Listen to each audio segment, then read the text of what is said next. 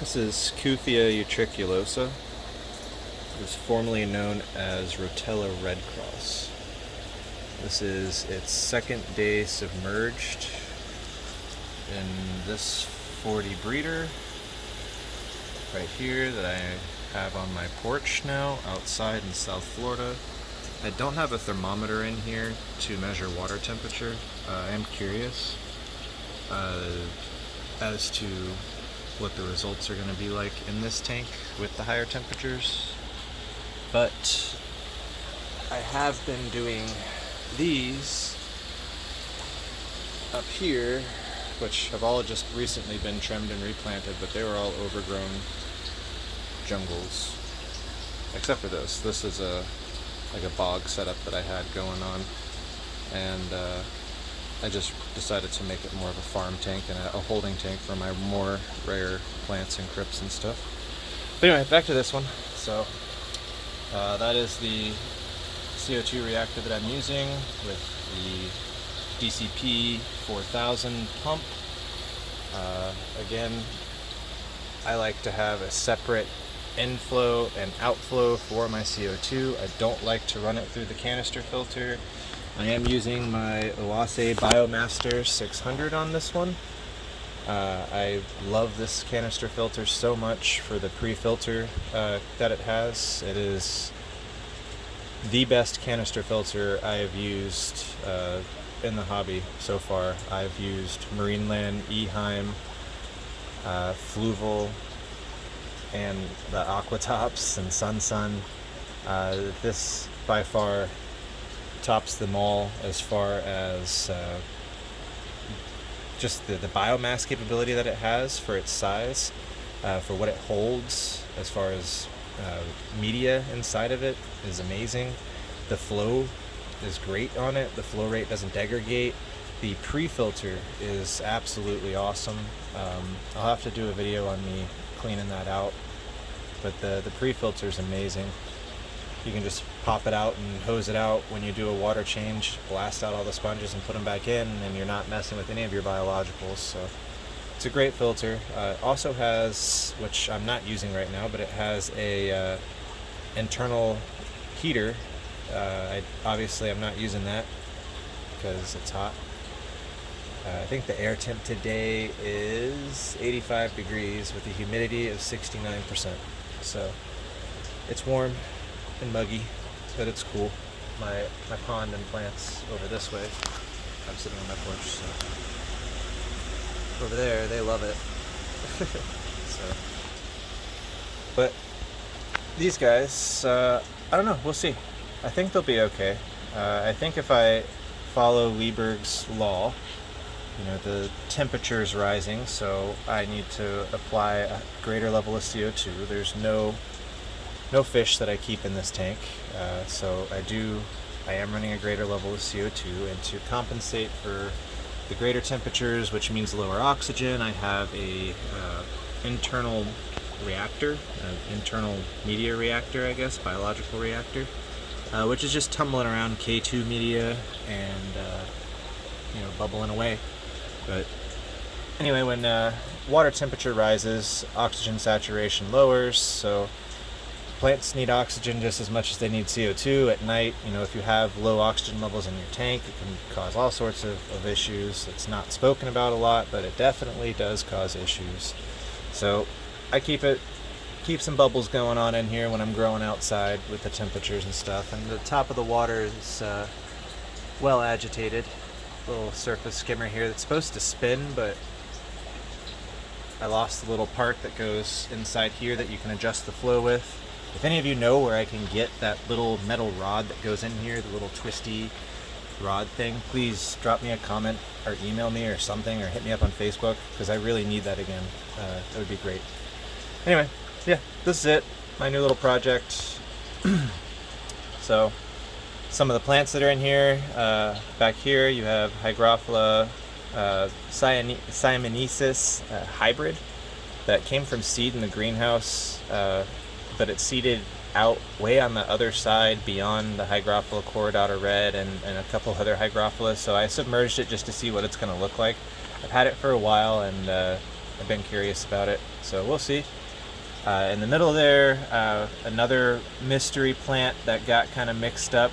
I believe it or not, I believe that's a Ludwigia, because it came out of where I had my polycarpa planted.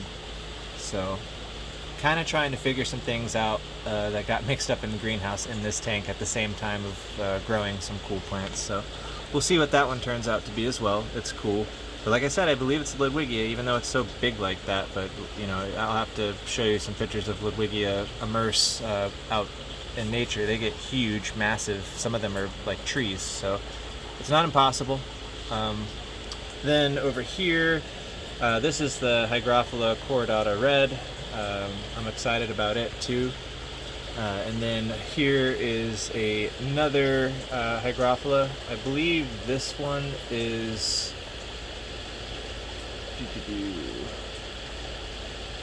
Coriambassa.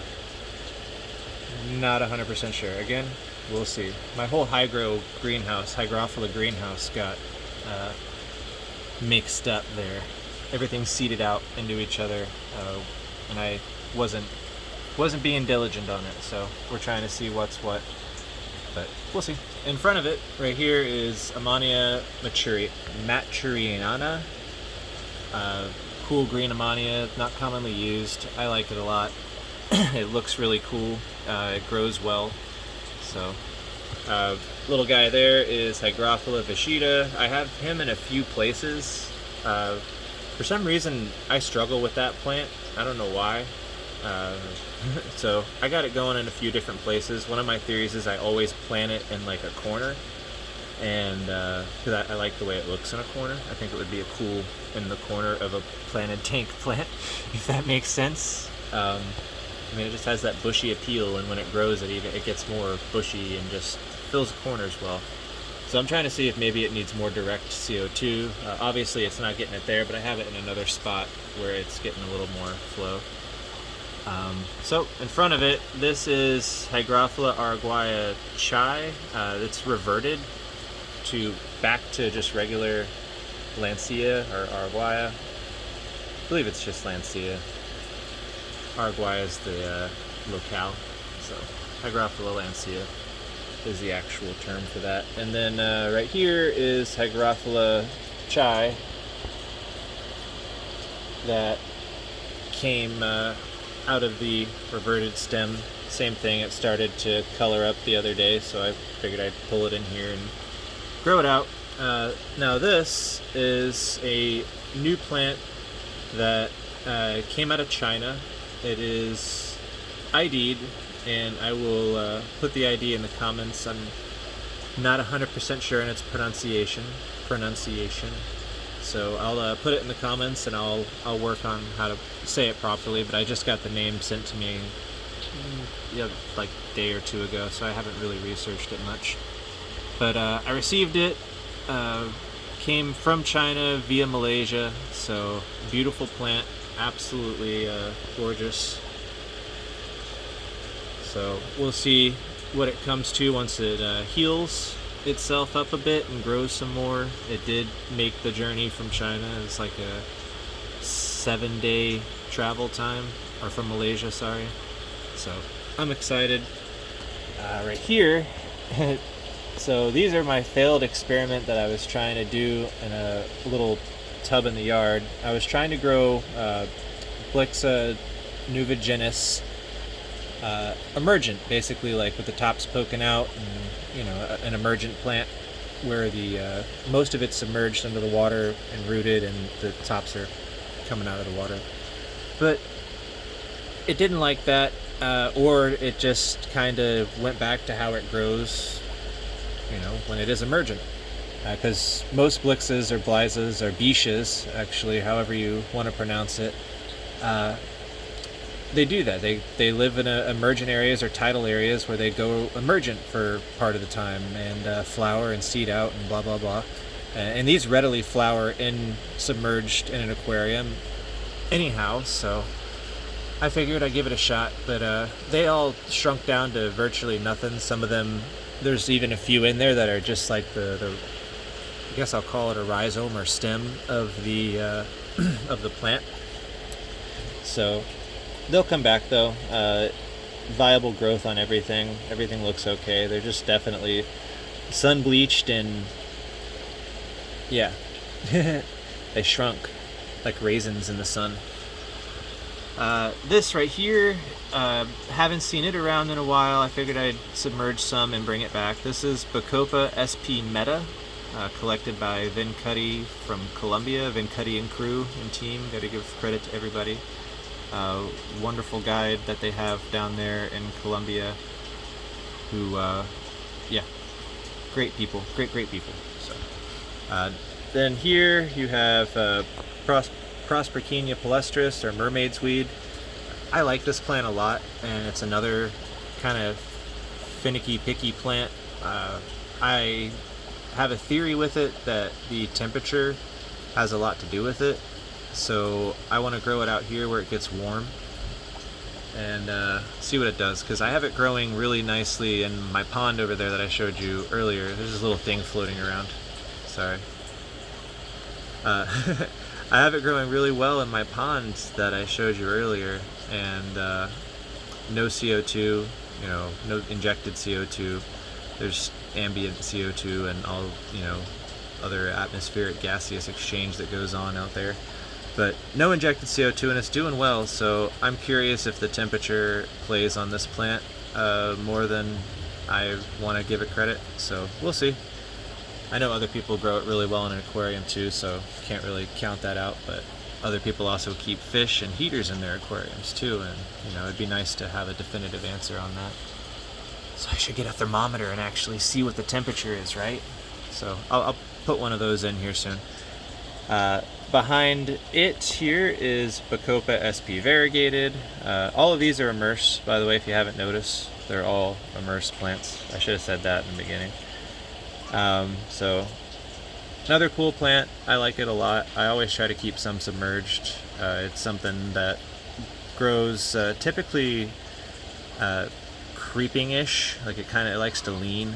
So what I'm going to try to do is bush it out. Obviously there's no room to bush it out in here right now, but not all these plants are going to be staying in here. So I have a set layout in mind after I convert a bunch of stuff, but my trick to starting a new tank is plant mass. So I always overplant and overcrowd when I start a new tank. Like you see this, there's like not a section of substrate that doesn't have a plant in it. That's how I beat that beginning phase of algae and all that stuff. I overplant, I let the plants grow in, especially with these all being immerse plants. I let them grow in, I let them convert. And I have a selection that I'm gonna be keeping in here and removing and then swapping with some stuff that is submerged already, but not here. I sent a bunch of plants out before I moved and broke down all my tanks that will be coming back to me once I'm ready for them. So once those get here, I'll swap some stuff out, and then the tank will be set in its final grow farm stage. So yeah, alright, so back to the plants. Bacopa SP variegated. Behind it is Rotella ramosiar Florida, hybridized with Rotella ramosiar Kramer. This was a natural hybridization that happened in my greenhouse. The color of it is really off-shot mix of both, and it grows much more erect and less bushy than what Rotella ramosiar Kramer grows as. So like it grows like Florida with the Kramer leaves, and it's really neat. I like it a lot. I'm gonna submerge some in here, obviously, but it's doing great. You can see day 2, already got some color on it. So we'll see. Everything's really looking nice so far. So go back over here. This right here is Bacopa CSP, or Bacopa cow shit pond. I hope to have a legitimate identification for this soon. I have the key for Bacopa of Argentina. Even though this plant's from Colombia, Argentina is kind of close, so maybe. We'll see. But I have one that is immersed that I press I have some good shots of a flower, and I have more that are in flower that I'm going to take some nice macro shots. Vin Cuddy, awesome dude, sent me his macro lens, and I'm going to toss it on and get some nice macro shots of this plant in its emerse form with a flower, and get a proper ID of it, hopefully, if it's in that key that I have. We'll see. So I'm excited about that. That'll be the first legitimate identification of a plant that I've done. Sorry, I'm talking so much I'm kind of fasty. So moving over here, this is Rotella macrandra narrow leaf red. Really cool plant.